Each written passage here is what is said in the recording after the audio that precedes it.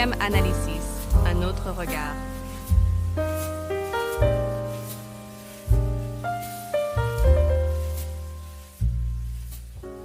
Bonjour à tous et bienvenue dans notre émission d'aujourd'hui où nous allons explorer deux concepts qui sont souvent confondus mais fondamentalement différents, le bonheur d'une part et le contentement de l'autre.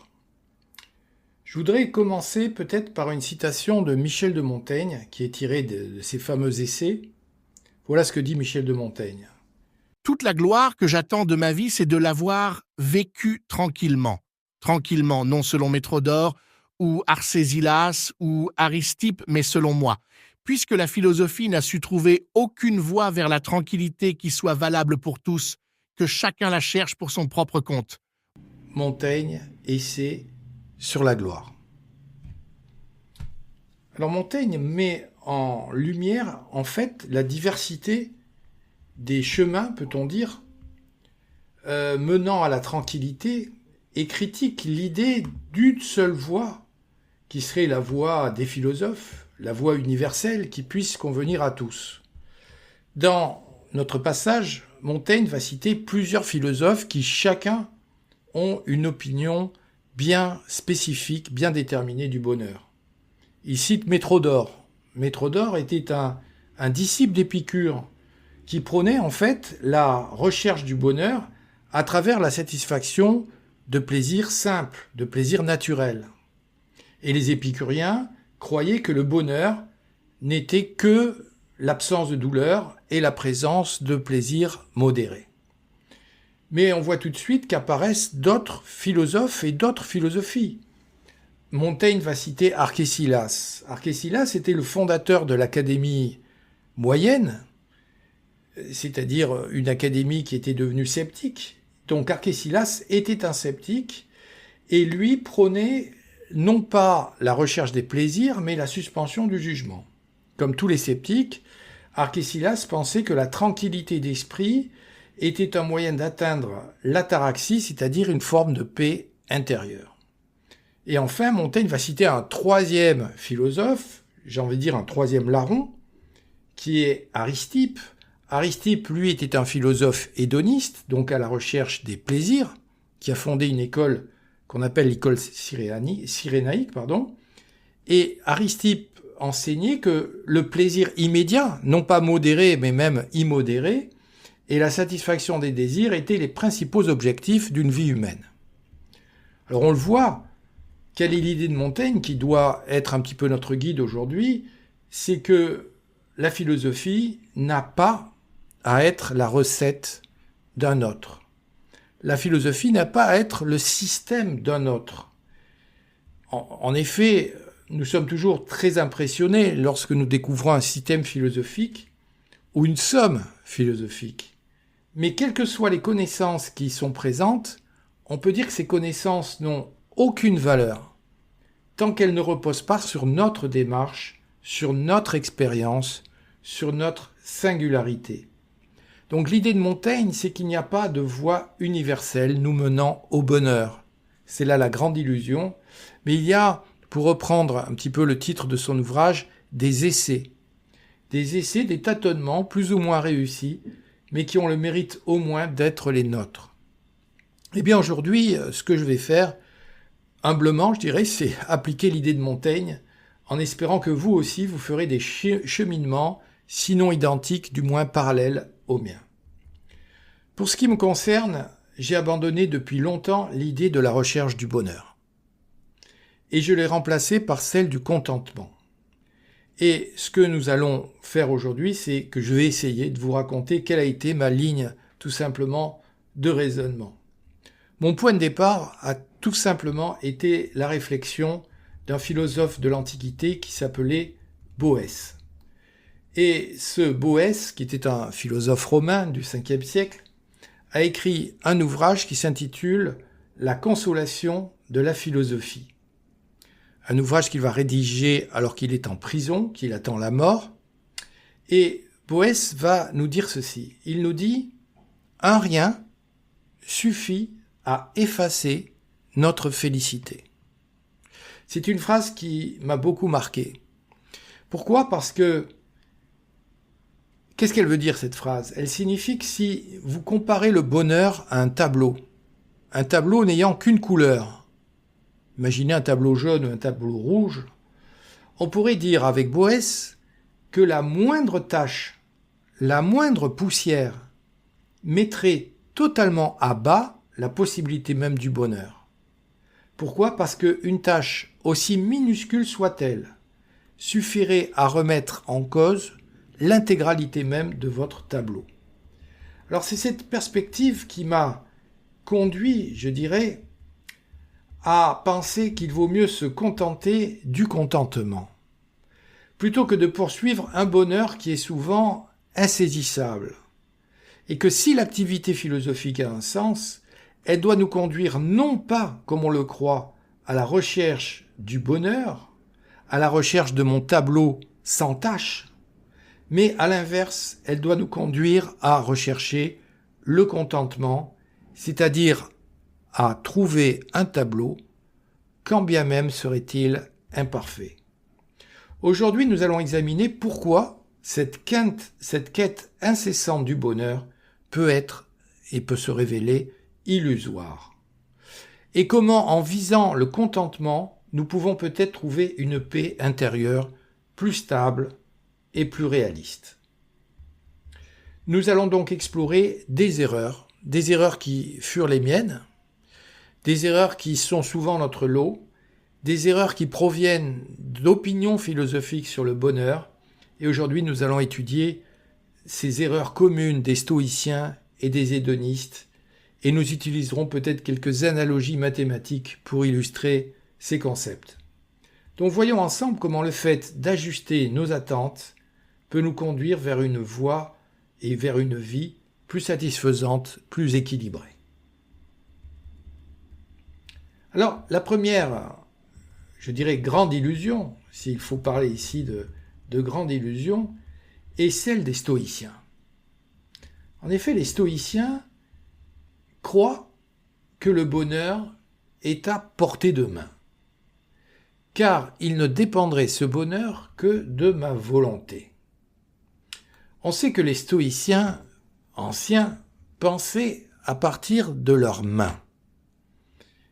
Ils pensaient à partir de leurs mains la science et la sagesse, et ceci dès, je dirais, l'aube du stoïcisme, dès la pensée du vieux Zénon de Citium. Ils comparaient la main ouverte à une représentation.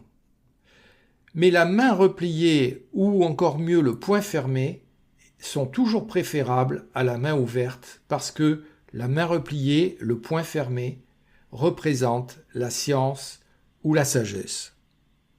Bien, le système stoïcien est très plaisant et m'a toujours fasciné personnellement, car il nous propose non pas d'être heureux, mais il nous propose de vouloir être heureux.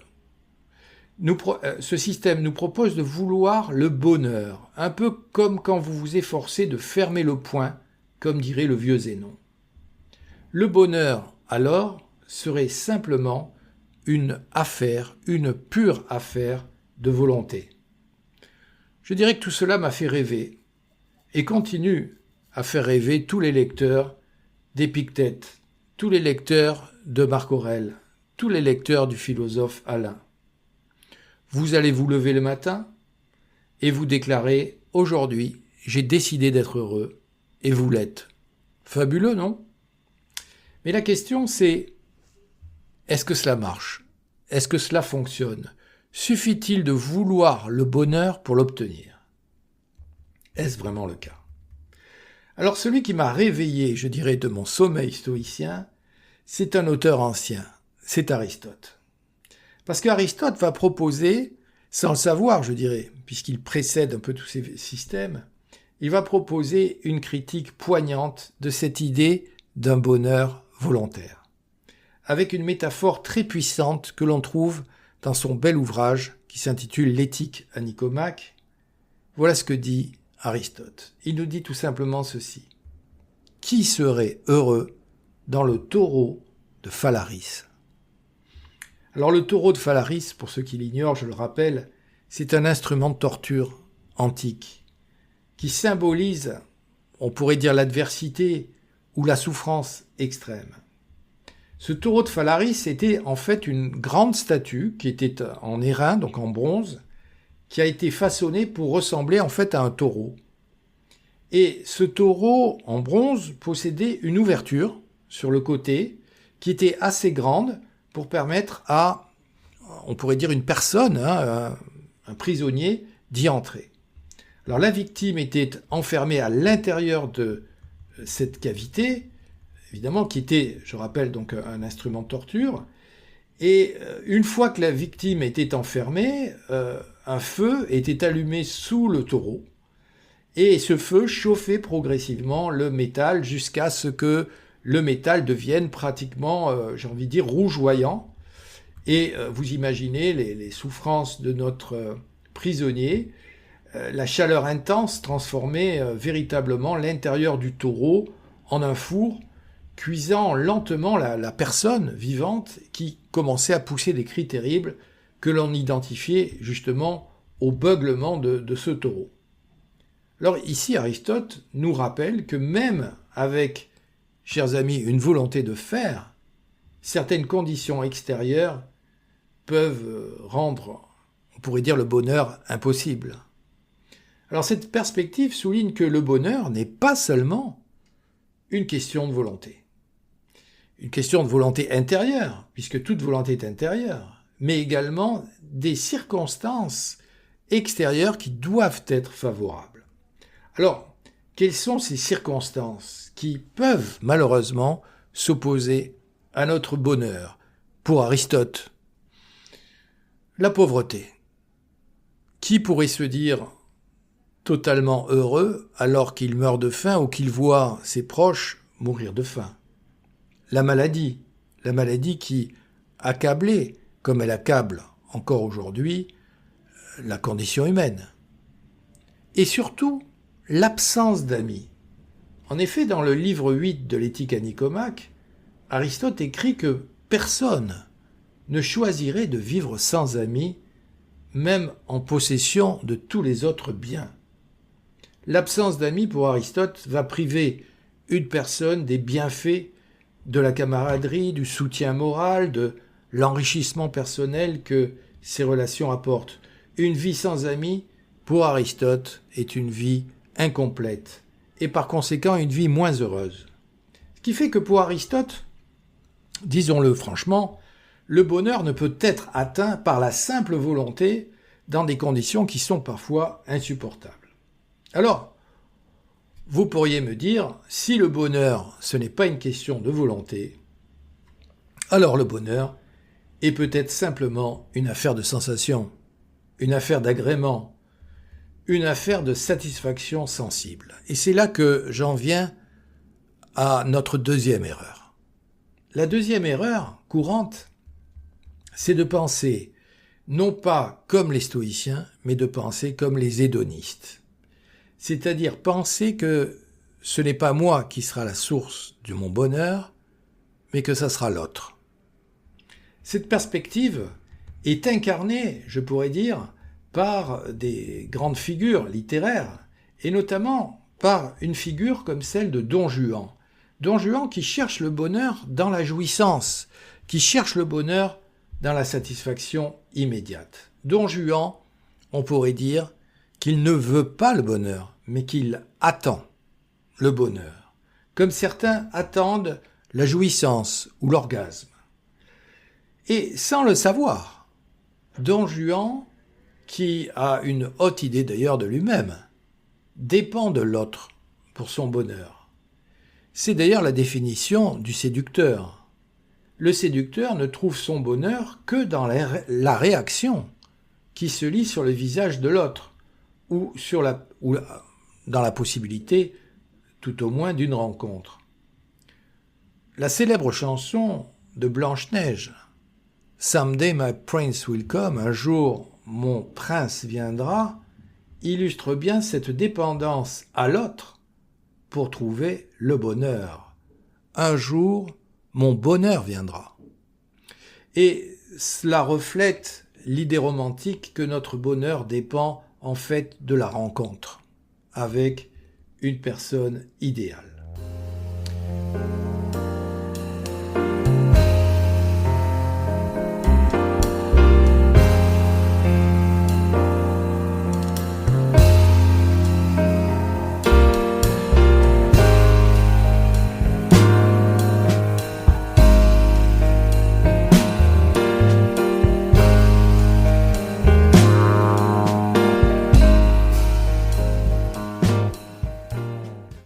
Mais le problème de l'hédonisme est celui-ci. C'est le problème de la vieillesse. Lorsque la vieillesse arrive, c'est-à-dire lorsque les déplaisirs l'emportent sur les plaisirs, que reste-t-il de notre bonheur? On peut le dire, pour beaucoup d'hédonistes, la réponse est tragique. Rien d'ailleurs n'est plus triste qu'un hédoniste vieillissant. Pourquoi ? Parce que notre hédoniste ne peut plus trouver le bonheur à l'extérieur de lui-même. C'est un petit peu ce qui se passe, mutandis, lorsque j'observe Gabriel Matzneff et son air désemparé de vieux séducteur désœuvré. Il est clair que la voie vers la tranquillité ne provient pas non plus de cette agitation des sens. Ce qui fait que l'hédonisme mène à ce que je pourrais appeler une dépendance dangereuse à l'égard des plaisirs, à l'égard des autres, dépendance qui rend finalement notre bonheur plus fragile, plus éphémère. Alors, face à ces deux erreurs, que pouvons-nous faire ? La solution réside peut-être dans le changement de terme et dans la réduction de nos exigences. Après tout, Hegel, le philosophe allemand, a raison de dire que c'est dans les mots que nous pensons. Plutôt que de poursuivre un bonheur souvent insaisissable, souvent conditionnel, pourquoi ne pas rechercher le contentement ? Le contentement, c'est le fait d'être capable de se dire que l'on a fait tout son possible. C'est tout simplement le fait de terminer sa journée en paix avec soi-même, en sachant que l'on a accompli son devoir. Oui, le contentement, je me permets de le dire, même si c'est un terme que l'époque a tendance à haïr, mais le contentement a une dimension morale. La satisfaction morale, c'est le fait d'être son propre juge, d'être juge et partie, si vous voulez. Et c'est essentiel d'être juge et partie. Celui qui m'a éclairé sur ce point, c'est Kant, parce que Kant nous dit que finalement, malgré tout ce que l'on peut dire, ce n'est pas le bonheur qui est le but ultime de la vie morale, mais c'est plutôt le contentement qui provient tout simplement du respect de son devoir moral. Et Kant va mettre en avant une sorte de satisfaction, mais pas la satisfaction des plaisirs immédiats, bien sûr, mais une satisfaction morale, le fait tout simplement d'avoir agi selon les impératifs que lui appelle catégoriques dans son vocabulaire de la raison morale. Et d'ailleurs, on peut citer Kant qui nous dit de façon toujours enthousiaste, avec l'enthousiasme du philosophe allemand, « Deux choses, dit-il, remplissent l'âme d'une admiration et d'un respect toujours nouveau et toujours croissant à mesure que la réflexion s'y attache et s'y applique. Le ciel étoilé au-dessus de moi et la loi morale en moi. » Cependant, il importe de noter, chers auditeurs, que le contentement n'est pas synonyme de bonheur absolu. Le contentement peut coexister avec des ombres. Le contentement peut coexister avec des souffrances. C'est tout simplement une acceptation plus sereine et plus réaliste de la vie. La satisfaction morale, c'est très important. C'est le fait de savoir que l'on a fait ce que l'on devait faire, même si des ombres persistent. Alors, pour mieux comprendre cette différence entre le bonheur et le contentement, je dois dire que mon esprit a l'habitude de considérer des analogies mathématiques. pour moi, la figure mathématique du contentement, c'est le triangle. Alors vous allez me dire, chez d'autres, cela pourrait être, et je les comprendrai très bien, le cercle ou le carré, je dirais peu me chaud, peu m'importe.